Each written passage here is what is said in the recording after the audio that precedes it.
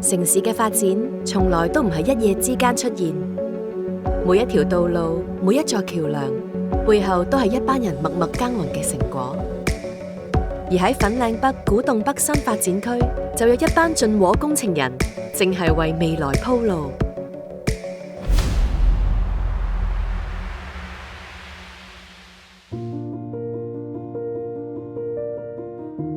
我係 Eric Wu， 喺進和做咗廿幾30年。咁初入嚟做嗰陣時咧係工程師嚟嘅，入嚟做就做山頂凌霄閣，跟住咧就做紅磡 bypass 黃埔地鐵站。開咗車之後咧做呢個港珠澳大橋大樓，然後咧就入咗機場做 Terminal 2，咁跟住就嚟呢個粉嶺 bypass 啦。粉嶺 bypass 咧係北都其中一個重要個項目嚟嘅。個重點咧就喺龍躍頭交匯處。我哋呢單工程就大致有6個主要嘅範疇啦，有大概2公里嘅行車橋啦，1公里嘅隧道啦，有2條行人天橋啦，有一個世界級嘅滑板場啦，2個泵房啦，同埋有7個係上水粉嶺呢一區嘅路口嘅改善工程。呢度係粉嶺龍躍頭交匯處。過去幾年，進和團隊一直喺呢片工地全程投入，一座全球首創採用 S960超高強度鋼材建設嘅世一行人天橋喺呢度誕生。呢個係全球首次喺 Civil Engineering 第一次使用 S960超高強鋼嘅項目。我哋進和同埋香港工程界呢個都係一個好重要嘅里程碑嚟嘅。政府想試用 S960超高強度鋼材，大學亦都有好多科研嘅成果，但係要做到真正落實起嚟，承建商喺當中係扮演住一個非常之關鍵嘅角色嘅。今次由 CDD 牽頭，加上 PolyU 做科研啦，同埋清華大學提供焊接方面嘅專家意見同埋科研嘅支持，我哋進和擔當咗促成者呢個角色。一方面聯絡咗內地專業 S960超高強鋼生產商同埋加工商，另外一方面同本地同埋海外嘅設計公司合作，將科研成果變為真實嘅製成品。建造粉嶺繞道東段係好有挑戰性，我哋要喺有限嘅空間之內，同時起好地下隧道、地面迴旋處同埋行人天橋呢個3層嘅立體結構。龍躍頭交匯處佢嘅特性咧就係佢因為都係一個好線性嘅 program 嚟嘅，即係話佢個施工程序咧係做完一樣完成咗，先可以繼續做第二樣，就唔可以佢哋並排一齊咁樣做。唔好以為今天慢咗1日，就等於明天係慢1日，因為佢有個 lock-on effect 嘅。你今天解決唔到嘅嘢咧，你將來去追咧，唔係等於追翻1日嘅，佢會一路滾，個雪球越滾越大。咁其中一樣嘢咧，我哋諗到嘅就係將個 underpass 每一倉落嘅石屎加大佢、加長佢。我哋要石屎廠去配合啦，呢一個靠啲 connection 啦，同佢揾佢哋上下左右一齊都去傾啦。咁透過好多次嘅商議之後，佢又將佢啲問題拎出嚟講，咁我哋又可以點樣相就得到佢。但係個大前提就係我一定要15米石屎一日㗎啦。今次呢個 underpass 嘅大量石屎供應咧，就係透過我哋同石屎廠佢供應商呢度個多年嘅合作關係，咁靠啲老友就一齊幫手去解決個問題。就係靠住呢一份進和精神，由前線工友到合作夥伴，團隊上下一心，呢項咁複雜嘅龍躍頭交匯處工程終於順利完工。感謝進和團隊同我哋嘅目標一致，成功聯繫各方，實現咗喺短短2年半之內，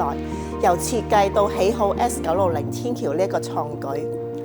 今次項目令我哋喺超高強鋼嘅應用上面建立咗一個專業可靠嘅形象，對公司日後承接同類型嘅項目有好大嘅幫助。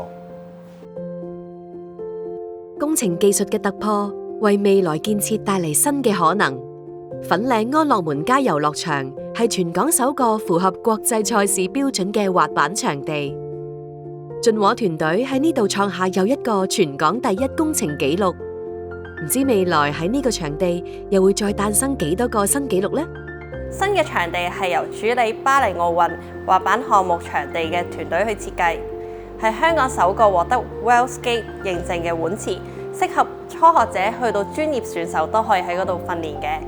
特別要提嘅係，我哋嘅彎位啦、碗池啦嘅連接咧，都係要人手製作嘅，去確保佢嘅平滑度同埋弧度符合國際認證標準。所以我哋採用咗創新建築方法同埋精湛嘅工藝。而尋找呢啲適合嘅專才就係一大嘅挑戰。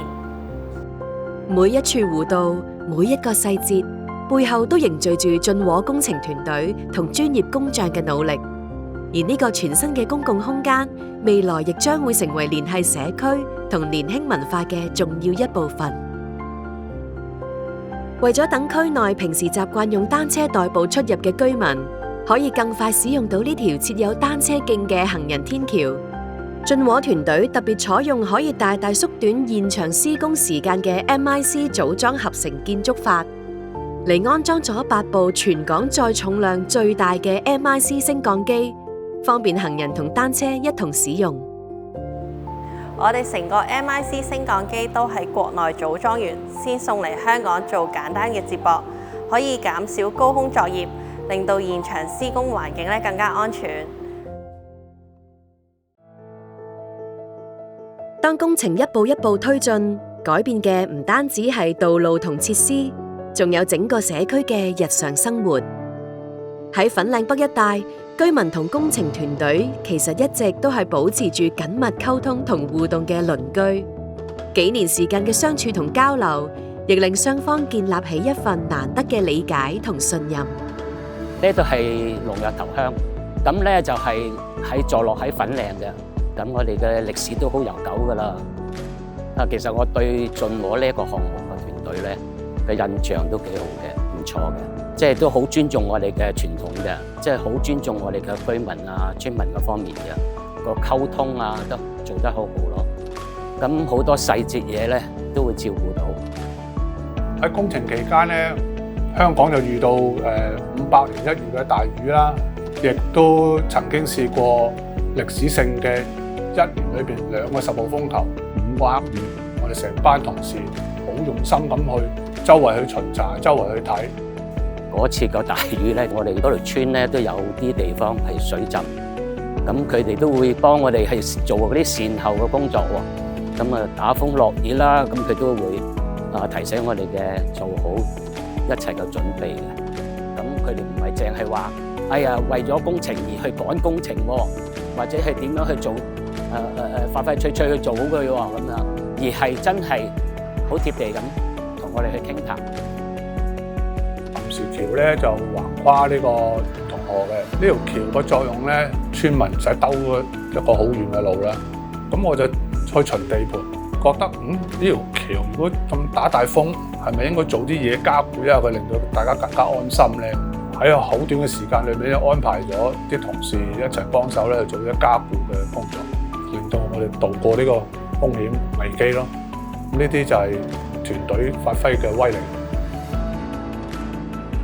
咁社區聯絡中心唔單止咧係我哋嘅項目團隊嘅之間嘅溝通嘅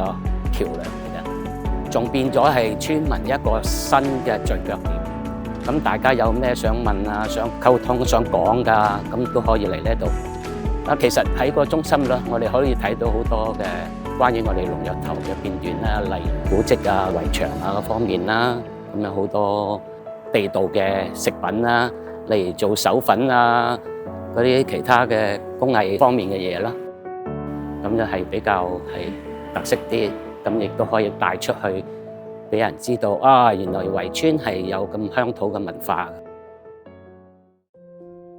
而喺項目順利推進嘅背後，其實亦凝聚住進和團隊上下一心嘅努力。由管理團隊到前線同事，每一位工程人員嘅全程投入，都係項目成功不可或缺嘅一部分。有 project 啟動以嚟咧，我哋就面對咗好多技術上嘅困難。咁我哋有啲工程嘅進度嘅壓力啦，同埋現場亦都有好多啲 ad hoc 嘅挑戰會發生啦。啲成員都係過失其職啦，又係就係盡忠職守啦。咁工程嘅技術團隊啦，會研發一啲優化嘅施工方案。咁現場個 operation team 咧就會嚴密監控翻每一道工序個流程啦。我係一個擇善而固執嘅人嚟嘅。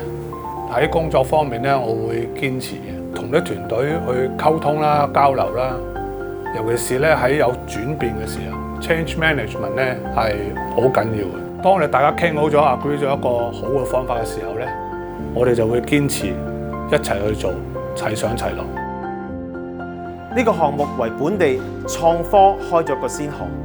亦都可以將內地成熟嘅技術同埋高品質嘅材料帶到嚟香港，帶動同埋國家喺建造業喺基建方面有效嘅交流合作。我哋希望今次嘅成功係可以令到業界更有信心，